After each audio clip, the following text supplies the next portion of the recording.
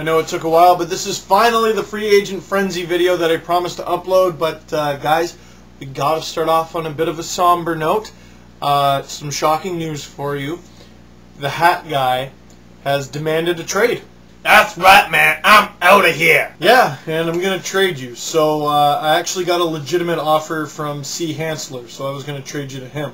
What? But he's not on my list. Whatever, dude. You can't ask for a list of teams after you demand to be traded. I called Monica with the K. She can't fit you under the cap.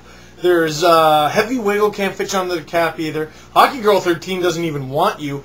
Io Punder Stealth just hung up. Like, I don't know what you want me to do. I don't even care. I just want you to trade me. P.S. You owe me $4 million.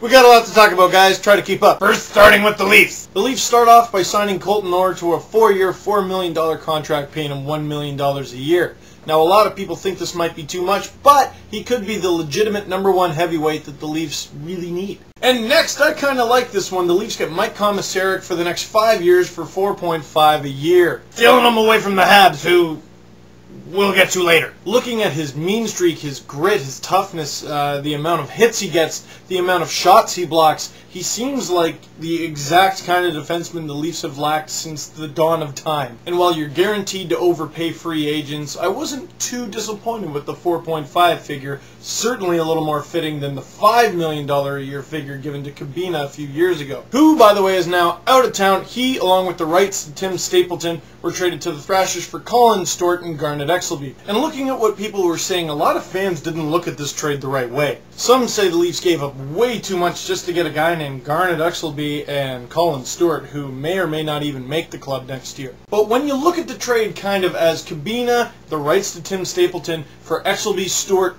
and Komisarek, looks alright. Because for all of Cabina's offensive attributes, and I thought he had a really good season last year, he's not the best in his own end, not the best skater, and vastly overpaid. I would love to have Cabina on the Leafs at 3.5 or 4. I might even dabble a bit over 4, but 5, And Mikhail Grabovski, guys, overpaid or not overpaid, gets 2.9 over the next 3 years. What do you think of this? Because I've heard some mixed opinions. If he's going to earn that money, consistency's got to be up here. Grabo works hard for the money. And after Brian Burke says, you're asking for way too much money, then Glenn Sather says, you're asking for way too much money, Nick Antropov signs in Atlanta for $4 million a season. Now, Antropov's stats last year, not bad, and he flirted with 30 goals. What do you guys think of the dollar amount he was awarded? Something we should talk about is the action that happened before free agency began. Jay Bouwmeester signing in Calgary, and Brian Burke's got a smile on his face.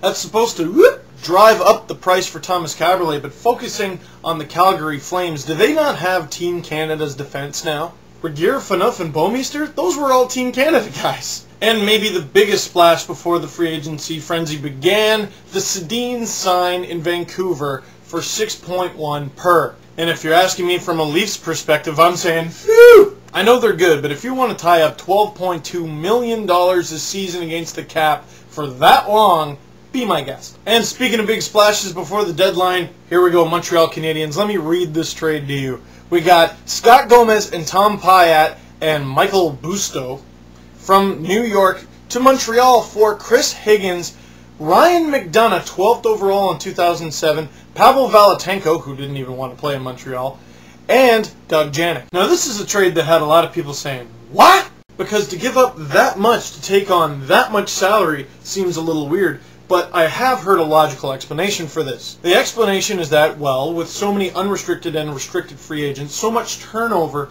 in the Habs lineup, you got to do something to attract the free agents the next day. But after hearing that explanation and you look at who they signed, you kind of wonder, what was the point? All I'm saying is they must have a lot of faith in Brian Gionta, and of course a lot of Leafs fans didn't like it, but the Habs also signed Mike Camilleri for $6 million a year. That team is so short now, they might as well rename the Bell Center Willy Wonka's Chocolate Factory. But I know a lot of Habs fans have subscribed to this video blog, so guys, what do you think? And Sens fans, I know a lot of you watch as well. What do you think of this whole Danny Heatley fiasco? Because he asked for a trade, then rejects the trade, and then you got to pay him $4 million.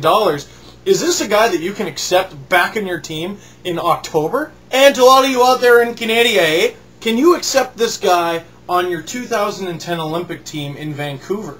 Really? Really? This just in, Danny Heatley demands a trade to Latvia. And speaking of fiascos, the Blackhawks could be in a lot of trouble. Because the Blackhawks may have filed some of their qualifying offers to their restricted free agents improperly, they could lose youngsters like Christopher Stieg and Cam Barker. Ouch! But if all things get cleared up in Chicago, they got to be considered a real contender for the Stanley Cup because they got Marian Closa but no cigar Hossa. And for a 12-year contract, he could lose in the finals a couple more times and still have a good shot at the Cup. And you might notice the camera angle's a bit off. That's because I said the Rangers signed Marian Hossa, but I can't keep track of all these Marians making multi-millions of dollars. But anyway, Marian Gaborik is who I meant to say, signs in New York. And he is going to be great for the Rangers in the 30 games that he actually plays. Seriously, though, the Rangers need to sign like the Pillsbury Doughboy and the Michelin Man to keep this guy padded. Because if he's healthy, he's good.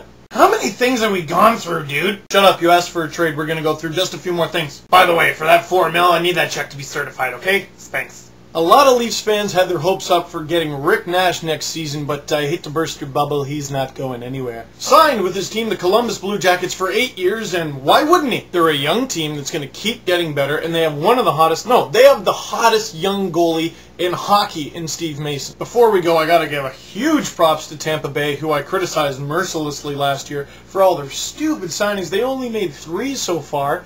All pretty good ones, and one of the best of the free agency period in Mattias Ohlund. Remember last video when I said guys are going to want to play with Hedman? Mattias Ohlund, big Swedish defenseman, there you go. And in a tough Western Conference, teams are going to have to start looking out for LA. I think they overpaid Rob Scuderi a bit, but they are legit now with this Ryan Smith trade. I know Smith makes a lot of money, and Kyle Quincy is a great young defenseman, but giving up Tom Preising in the 5th in that deal, no big deal, and the Kings really, really, really need a good forward.